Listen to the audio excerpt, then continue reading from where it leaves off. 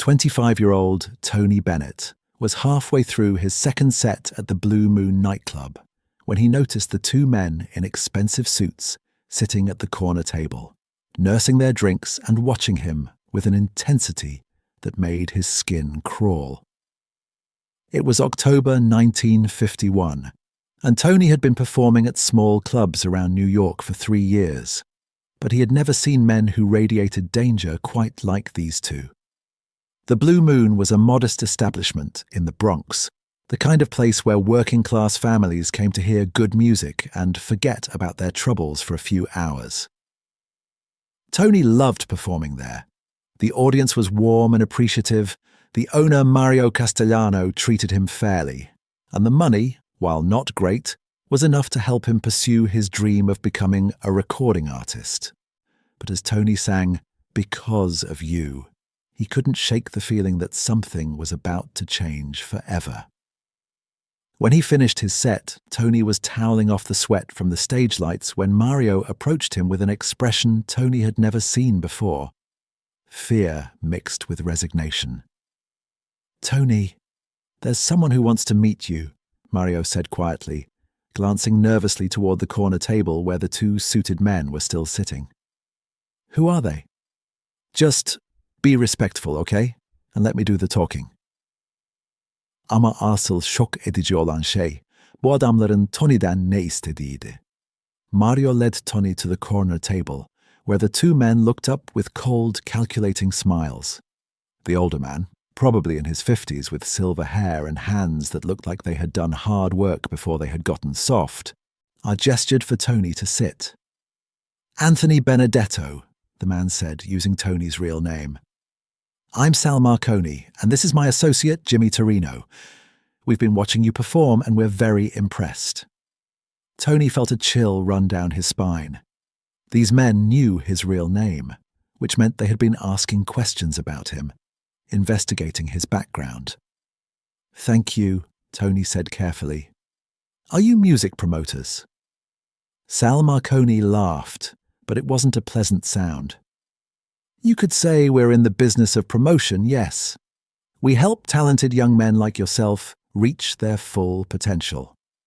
Jimmy Torino, a younger man with dead eyes and scarred knuckles, leaned forward. "The thing is, Anthony, New York can be a dangerous place for performers. Clubs get robbed, singers get hurt, equipment gets damaged. It's a shame when promising careers get cut short by accidents." Mario Castellano shifted nervously in his chair, and Tony began to understand what was happening. İşte tam bu noktada her şey değişti. "What we're offering you," Sal Marconi continued, "is protection. For a reasonable monthly fee, let's say 25% of your earnings from all performances, we make sure nothing bad happens to you or the venues where you perform." Tony felt his mouth go dry. 25% of his earnings was more money than he could afford to lose, but something in these men's eyes told him that refusing their protection would be far more expensive. "And if I don't want protection?" Tony asked, surprised by how steady his voice sounded. Jimmy Torino smiled, showing teeth that had been capped with gold. "Well, then you'd be taking a big risk, wouldn't you? Performers who don't have proper protection sometimes find that their voices get damaged. Vocal cords are delicate things, easy to hurt, hard to fix." The threat was clear, and Mario Castellano looked like he might be sick. "I need time to think about it," Tony said. "Of course," Sal Marconi said, standing up and straightening his tie. "Take all the time you need. We'll be in touch in a few days to hear your decision." As the two men left the club, Mario slumped in his chair like a deflated balloon. "Henüz en büyük sürprizi görmedin." "Mario, how long have they been coming around?" Tony asked. 3 weeks, Mario replied. "They started with the bigger clubs in Manhattan, then worked their way out to places like mine. Most owners are paying up. It's easier than fighting them." "Are you paying?" Mario nodded miserably. 15% of my gross receipts every month. If I don't pay, they said they'd burn the place down with everyone inside." Tony felt anger building in his chest. These men were parasites, feeding off the dreams and hard work of honest people like Mario and himself. What do you know about them? Sal Marconi works for the Gambino family. He's their guy for collecting from entertainment venues. Jimmy Torino is muscle, but he's also got connections to record companies. Word is, if you don't play ball with them, you don't get recording contracts. Tony realized the full scope of what he was facing. This wasn't just about losing money. It was about his entire future in the music industry. That night, Tony lay awake in his small apartment, trying to figure out what to do. 25% of his earnings would leave him barely able to survive, but refusing to pay might mean the end of his career, or worse. He thought about his father, who had always taught him to stand up to bullies, and his mother, who had sacrificed so much to help him pursue music. Could he really let criminals take a quarter of everything he worked for? Durbe dakika, bu dataya kaçırma.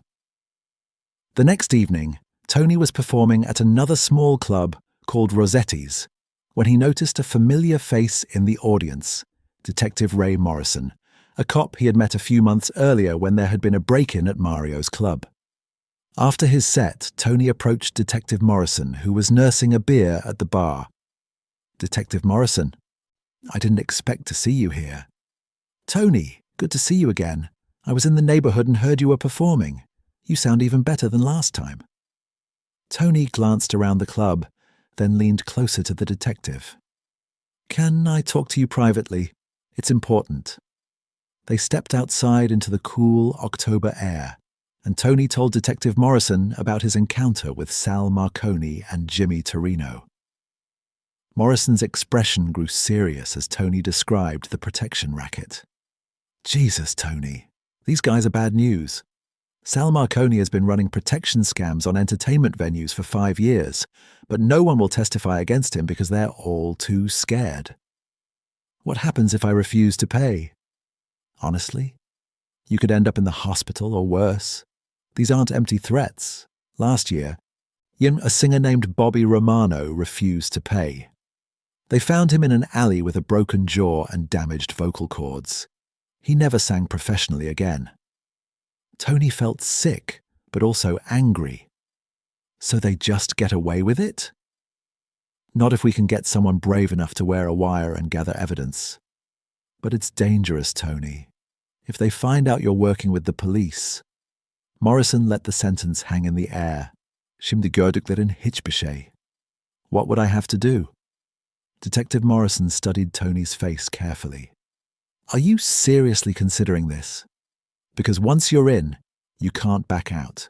If you change your mind halfway through, you'll be putting yourself and a lot of other people at risk." Tony thought about all the club owners like Mario who were being victimized, plus all the performers who were being forced to choose between their safety and their dreams. "I'll do it. Tony, think about this carefully. These men kill people who cross them. You'd be risking your life. Detective, if I don't stand up to them now, they'll own me forever. I'd rather die trying to be free than live as someone else's property." Morrison nodded slowly. "All right, here's how it works. We'll set up a meeting where they make their demands on tape. You'll wear a wire and we'll have backup nearby. If everything goes according to plan, we'll have enough evidence to put them away for a long time. And if everything doesn't go according to plan, then you'd better hope you can run faster than Jimmy Torino.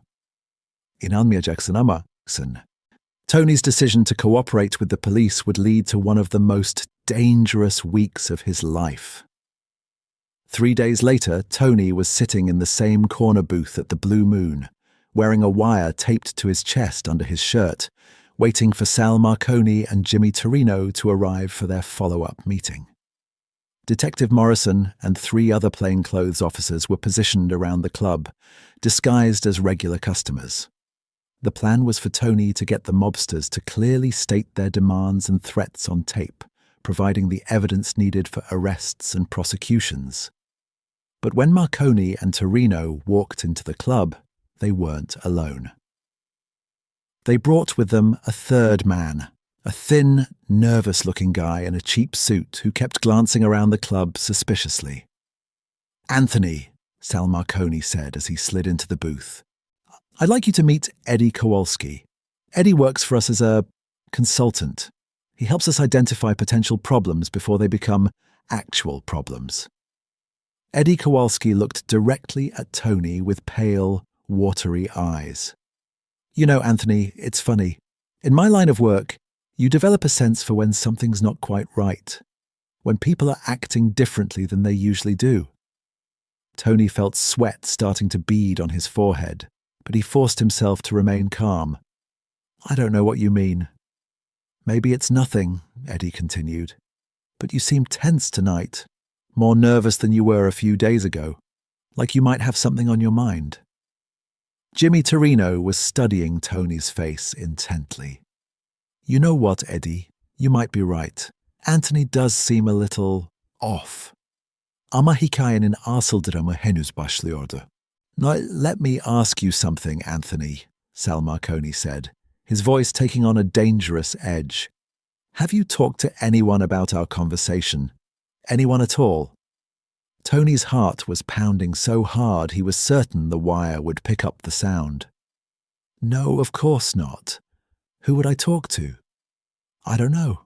Maybe a friend, a family member, maybe someone with a badge."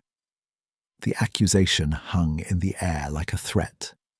Tony realized that somehow these men suspected he was working with the police. "Look," Tony said, trying to sound frustrated rather than terrified, "I've been thinking about your offer and I've decided to accept it. I'll pay the 25%. But instead of looking satisfied, Sal Marconi looked skeptical. "Just like that. 3 days ago you needed time to think, and now you're ready to hand over a quarter of your income. That seems like a pretty sudden change of heart." Eddie Kowalski leaned forward. "You know what I think, Sal. I think our young friend here might be wearing something he shouldn't be wearing." Tony felt his blood turn to ice water. "Şimdi başlar gerçek drama." "What are you talking about?" Tony asked, but his voice cracked slightly. Jimmy Torino stood up from the booth. "Eddie, why don't you check our friend Anthony for any electronic accessories he might be carrying?" Tony knew he had seconds before his cover was blown, and his life was in danger. He looked toward the bar where Detective Morrison was sitting, trying to signal for help without being obvious about it. But Morrison was already moving, along with the other undercover officers positioned around the club. "NYPD, nobody move!" Morrison shouted, withdrawing his weapon as he and the other officers converged on the booth. For a moment, the entire club was frozen in tableau. Customers diving under tables, the mobsters reaching for weapons, Tony caught in the middle with a wire taped to his chest, and nowhere to run. Then everything exploded into chaos. Jimmy Torino pulled a gun from inside his jacket and grabbed Tony around the throat, using him as a human shield. "Back off, cops, or the singer gets it." Sal Marconi had his own weapon out, sweeping it back and forth between the police officers who were trying to get a clear shot without hitting Tony. Eddie Kowalski, meanwhile, had disappeared into the crowd of panicking customers, apparently more interested in escaping than fighting. "Let him go, Torino," Detective Morrison shouted. "There's nowhere for you to run." "Maybe not," Jimmy replied, pressing the gun barrel against Tony's temple. "But I can still take this rat with me." Tony could feel the cold metal of the gun against his skin, could smell Jimmy Torino's cologne mixed with the scent of fear and violence. This was it. His attempt to stand up to the mob was going to get him killed. But then he remembered something his father had once told him. Sometimes being brave isn't about not being afraid. Sometimes it's about doing the right thing, even when you're terrified. İşte o anda Tony Bennett tarihi bir karar verdi. Instead of remaining passive and hoping the police could save him, Tony decided to save himself. Using techniques he had learned during his brief stint in the army, Tony suddenly dropped his weight and twisted out of Jimmy Torino's grip, causing the mobster to lose his balance and his aim. In the split second of confusion that followed, Detective Morrison took his shot. Jimmy Torino went down with a bullet in his shoulder, his gun skittering across the floor. Sal Marconi, seeing his partner fall and realizing he was outnumbered, threw down his weapon and put his hands up. "Don't shoot! I surrender!" Tony found himself on the floor, shaking but alive, surrounded by police officers and paramedics who were checking to make sure he wasn't injured. "You okay, kid?" Detective Morrison asked, helping Tony to his feet. "I think so," Tony replied, though his voice was still shaking. "Did we get what we needed?" Morrison held up a small recording device. "Every word, and these recordings will put both Marconi and Torino away for a long time." But as the police were handcuffing the mobsters and clearing the scene, Sal Marconi caught Tony's eye and mouthed words that made Tony's blood run cold. "This isn't over. Dur daha bitmedi." In the weeks that followed, Tony learned that standing up to the mob came with consequences he hadn't anticipated.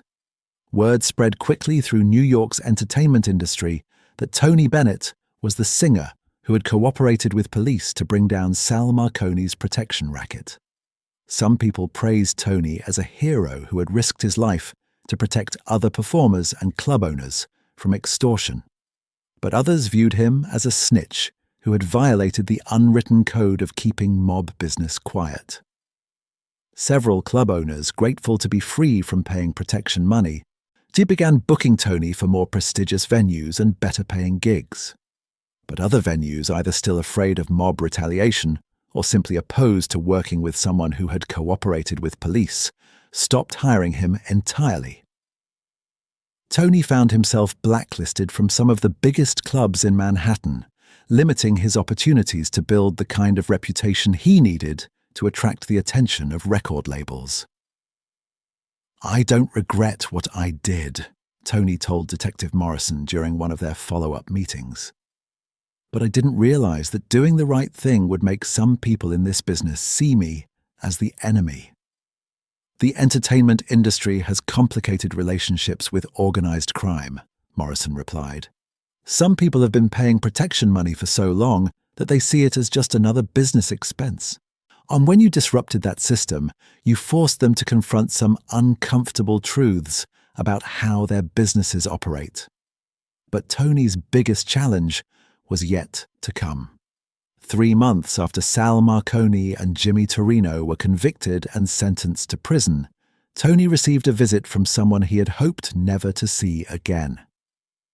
Eddie Kowalski, the nervous consultant who had suspected Tony was wearing a wire, showed up at Tony's apartment building one evening in January 1952. "Hello, Anthony," Eddie said as Tony emerged from the building. "We need to talk." Tony looked around for potential escape routes, but Eddie held up his hands to show he wasn't carrying a weapon. "Relax, I'm not here to hurt you. I'm here to offer you a deal." "What kind of deal?" "The kind that might save your career. See, when Sal and Jimmy went to prison, that created a power vacuum. You people moved in to take over their territories and their operations." Eddie lit a cigarette and took a long drag. "The thing is, these new people are more sophisticated than Sal and Jimmy were. They don't use crude threats and physical violence. They use influence, connections, favors." "What does that have to do with me?" "It has to do with you because these new people control access to the best venues, the best recording studios, the best connections in the music industry. And right now, you're on their shit list." Tony felt his heart sinking. "Because I cooperated with the police? Because you disrupted a system that was working for a lot of people.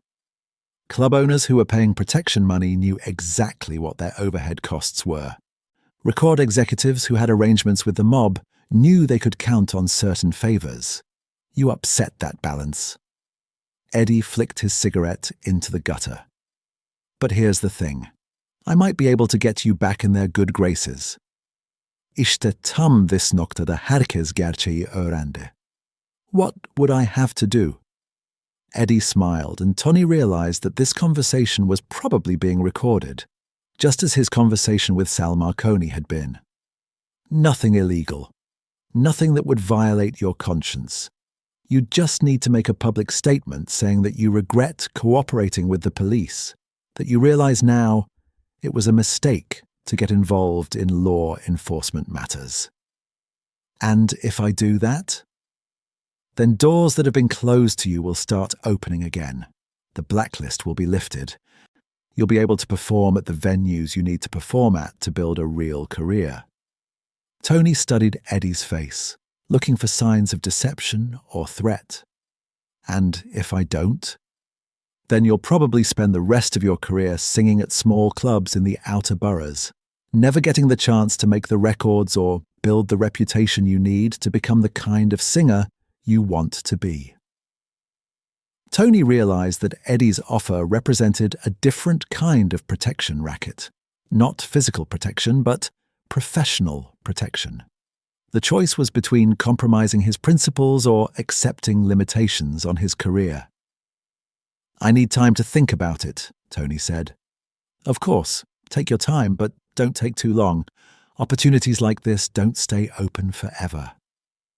As Eddie Kowalski walked away, Tony understood that his fight with organized crime wasn't over. It had just evolved into a more subtle form of coercion.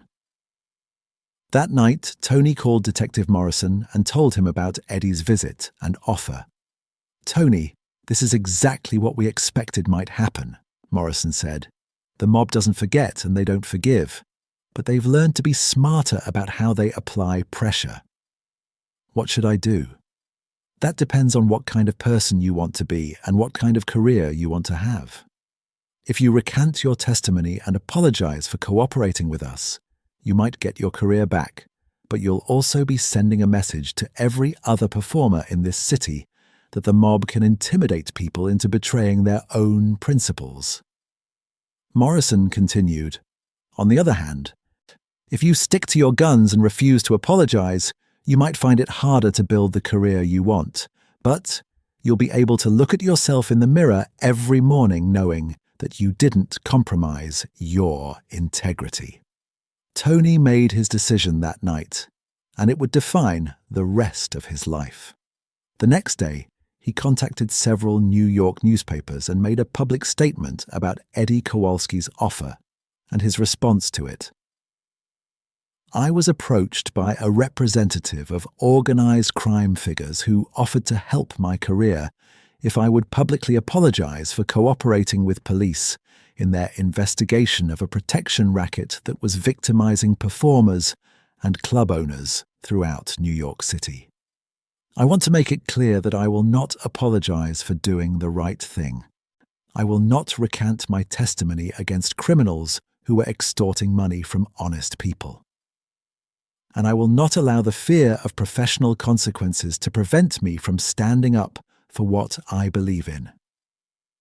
If this means that my career will be more difficult, then so be it. I would rather succeed on my own terms or fail on my own terms than succeed by compromising with people who profit from fear and intimidation." The statement was published in 3 major newspapers and had immediate consequences. Some club owners, impressed by Tony's courage and integrity, began offering him better gigs and more prominent billing. Record executives who had been hesitant to work with someone connected to mob investigations started taking meetings with him. But other venues and industry figures, either still afraid of organized crime or simply unwilling to work with someone who had such a high profile as a police cooperator, continued to avoid Tony. The result was a career that developed differently than it might have otherwise. Slower in some ways, but built on a foundation of respect from people who valued honesty and courage over convenience and compromise. 2 years later, in 1954, Tony signed his first major recording contract with Columbia Records, partly based on the reputation he had built as a performer who couldn't be bought, threatened, or intimidated. Mitch Miller, the legendary A&R man who signed Tony, later said, "We knew that Tony Bennett was someone we could count on to be professional, reliable, and honest in all his dealings. In an industry where those qualities are rarer than they should be, that made him incredibly valuable."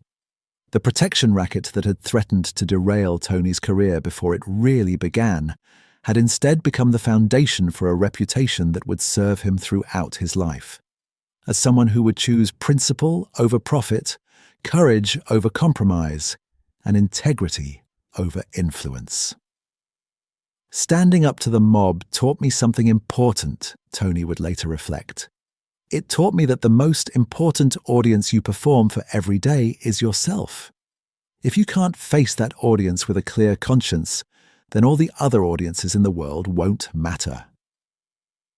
The Mafia protection racket had tried to make Tony Bennett another victim, but instead it had helped forge him into the kind of artist and the kind of man who could never be bought, intimidated, nor controlled by anyone who valued power more than principle. But Tony's confrontation with organized crime had one final chapter in 1957, when he was performing at the Copacabana and noticed Jimmy Torino in the audience. Torino had been released after serving 5 years, sitting alone at a corner table watching Tony's performance. After his set, Tony approached Torino's table. "Jimmy," Tony said, sitting across from him, "I heard you got out." Torino looked older, with grey streaks and prison-hardened eyes. "Tony Bennett, the guy who put me in prison for 5 years. What brings you to the Copa?" "I wanted to see what happened to the singer who wouldn't pay protection money. I wanted to see if standing up to us destroyed your career or made it." Tony studied Torino's face. "And what did you conclude?" "I concluded that you were right and we were wrong. Prison gives you time to think about the people you've hurt. I realized you were the brave one and I was the coward." "What do you do now?" "Construction work. It's honest work, and nobody gets hurt when I do my job well." Torino smiled slightly. "Turns out I'm good at building things instead of destroying them." "Are you still connected to your old associates?" "When you go to prison for refusing to stay quiet during police interrogations, your old friends lose interest. I'm on my own now, which is probably the best thing that ever happened to me." Torino stood and extended his hand. "I want you to know, I'm sorry for what I did. Not just because I got caught, but because it was wrong." Tony shook his hand, feeling construction calluses. "I don't hold grudges, Jimmy. What happened helped shape both our lives." 6 months later, Tony received a letter from Torino. "Dear Tony, I got married to a nurse named Maria, who's helping me build a different future. I've been talking to young guys getting involved with the wrong crowd, telling them about what happened to me. I watch for your name in the papers, and I'm always proud to see your success. It proves that doing the right thing doesn't mean sacrificing your dreams. Thank you for showing me it's possible to change. Respectfully, James Torino." The protection racket that threatened Tony's career became one of his defining experiences, teaching him that success built on compromise with criminals would never feel like real success. "The mob taught me something I might never have learned otherwise," Tony reflected.